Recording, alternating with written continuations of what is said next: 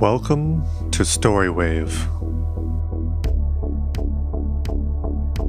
This is Asgard Stories, Tales from Norse Mythology, by Mabel H. Cummings and Mary H. Foster. Enjoy.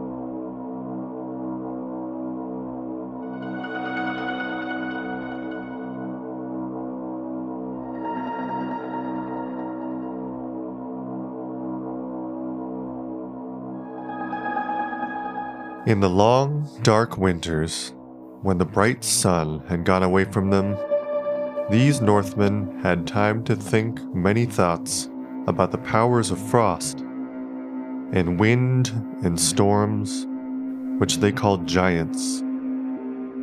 And they used to tell stories and sing songs about the short, bright summer, the thawing out of streams and lakes, the coming of the birds and flowers. With great joy, the people saw the bright sun god, Balder, come back to them in the spring, after the long darkness, and they knew they owed their lives to his friendly warmth and light. As we read the stories or myths told by those people long ago, we can see that they were meant to tell about the world around us. At first, the stories were told and sung from father to son, that is, from one generation to another. But later, when people learned how to write, these myths were written down and kept with great love and care. This is the story they told of the beginning.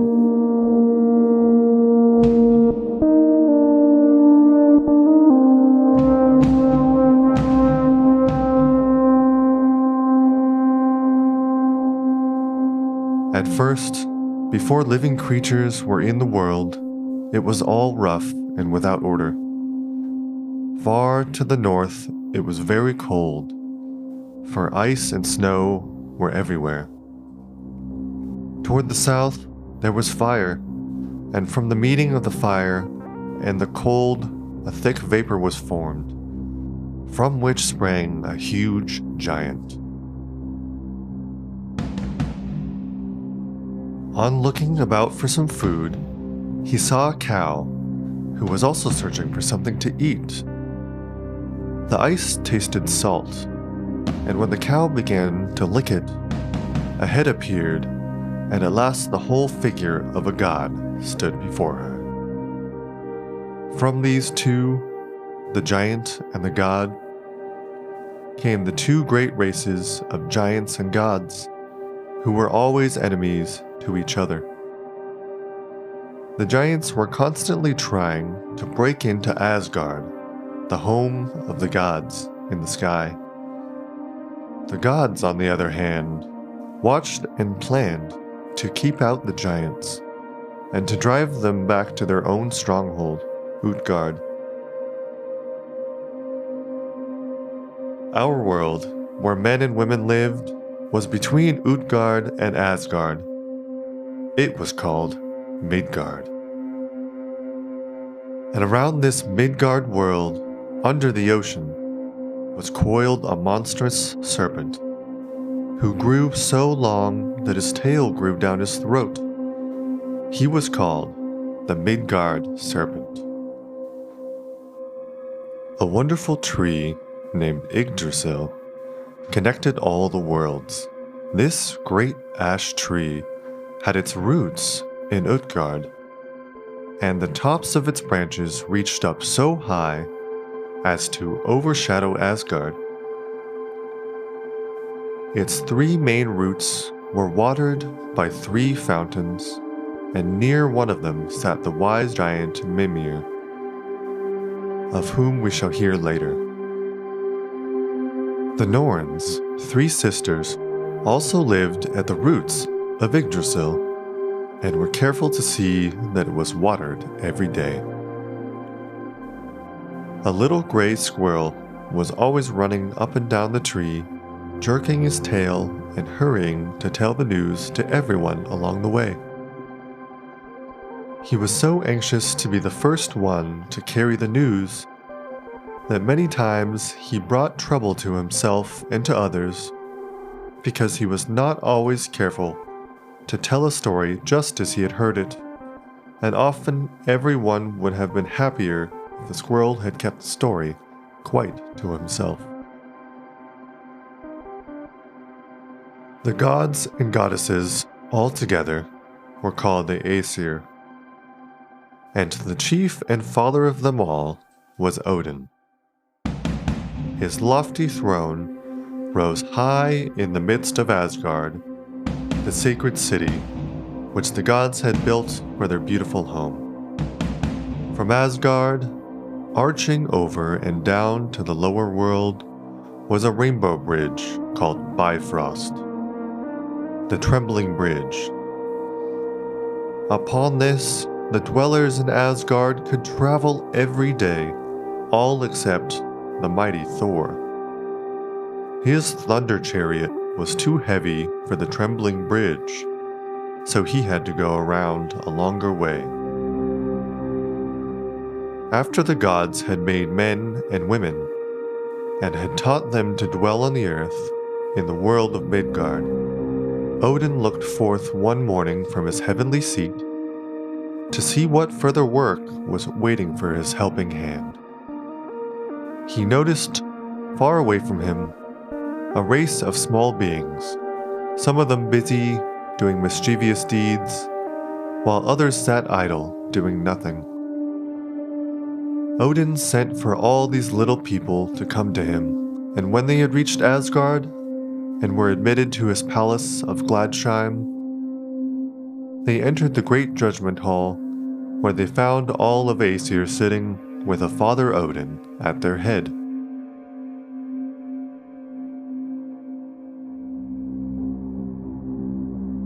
The little people waited in a crowd near the door, wondering what was going to happen to them, while Hermod, the messenger of the gods, ran to his master to say that they had come. Then the All-Father spoke to the little dwarves about their evil deeds among men, and he told the naughtiest ones that they must go and live down underground and look after the great furnace fire in the middle of the earth to keep it always burning. Some must get coal to feed the fire, and others still were to have the charge of the gold and silver and precious stones under the rocks. Not one of these busy dwarves must ever appear during the day, only by night might they venture to leave their task. And now, said Odin, turning to the idle ones, what have you been doing? We were doing nothing at all, so we could not have harmed anyone, and we pray you to spare us, cried they.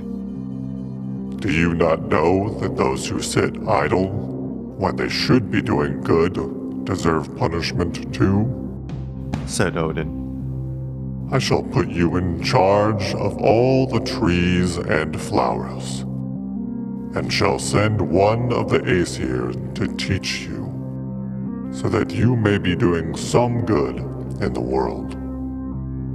Then the little elves went to work among the flowers, and Frey, the bright god of summer and sunshine, was a kind master to them. He taught them how to open the folded buds in the sunshine, to fill the honey cups, and lead the bees along the flower passages to find their food, to hatch the birds' eggs, and teach the little ones their songs, and then, each night, to fetch the water for dewdrops, to be hung on every leaf and blade of grass. When their work was finished, and the moon had risen, these busy elves and fairies enjoyed many a happy evening, dancing and frisking on the green by the moonlight. And so our world of Midgard was filled with busy work and play. Even now, in our time, the people in the lands of the north and in Germany have many old sayings and stories that have come down to them from the days long ago.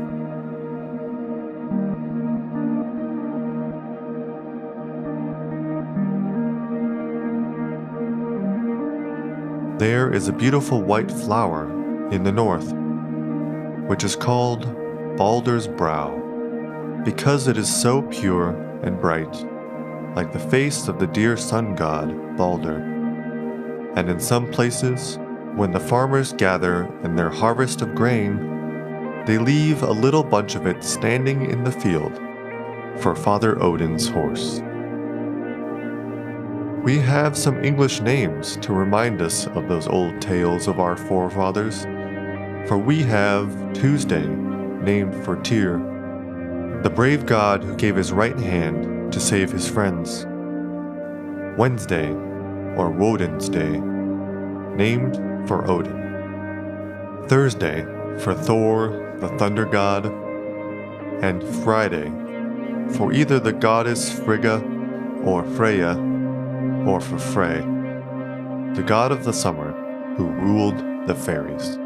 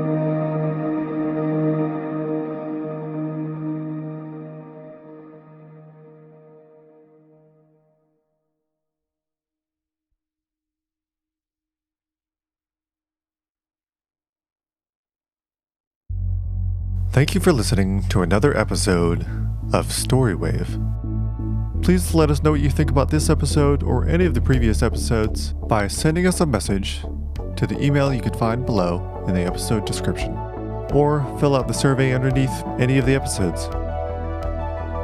Join us next week for the continuation of Asgard Stories. Until next time, just try to look busy, or Odin's probably going to give you a job.